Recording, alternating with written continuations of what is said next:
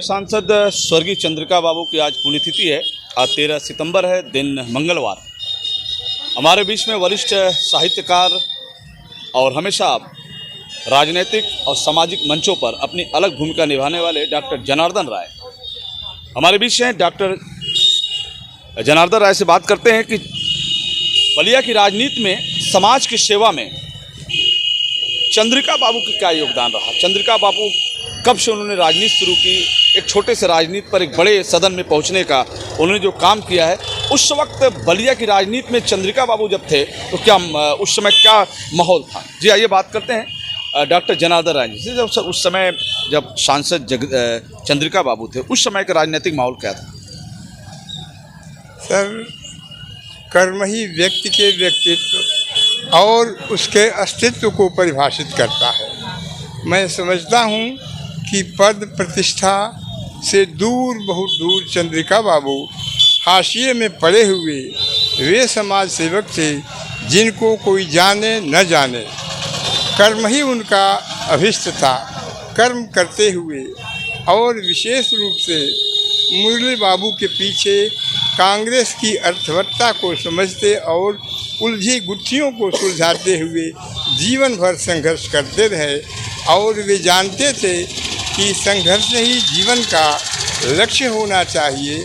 और लक्ष्य उन्होंने स्वतंत्रता संग्राम से लेकर आपातकाल के पूर्व तक के कांग्रेस कल्चर को जीते हुए उन्होंने कांग्रेस के लिए, विशेष रूप से अपने पिछड़े वर्ग के लोगों के लिए कर्म हेतु जो दीप जलाया वह युगों युगों तक प्रकाशित करता रहेगा।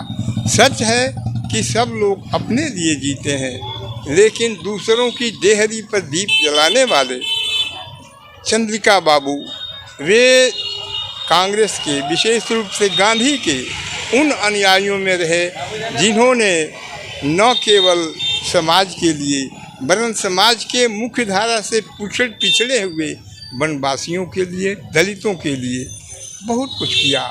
और उनका कर्म उनके जीवन को अनादिकाल तक संघर्ष के दीप को प्रज्वलित रखने में श्रेयस्कर होगा।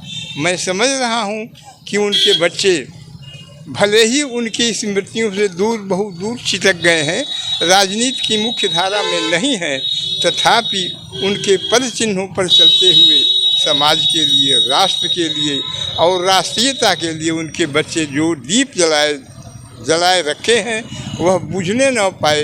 इसी में समाज का शिव है और समाज का कल्याण भी।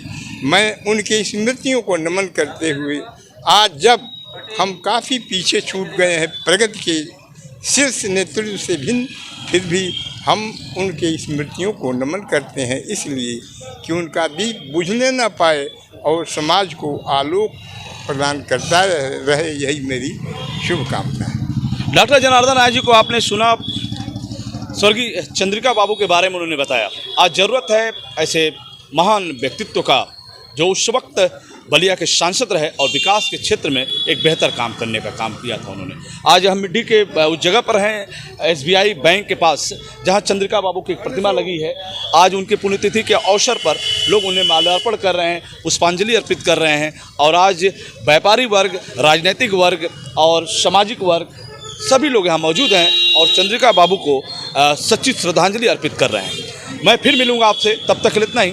देखते रहिए बलिया आजकल। मैं रोशन जायसवाल, नमस्कार।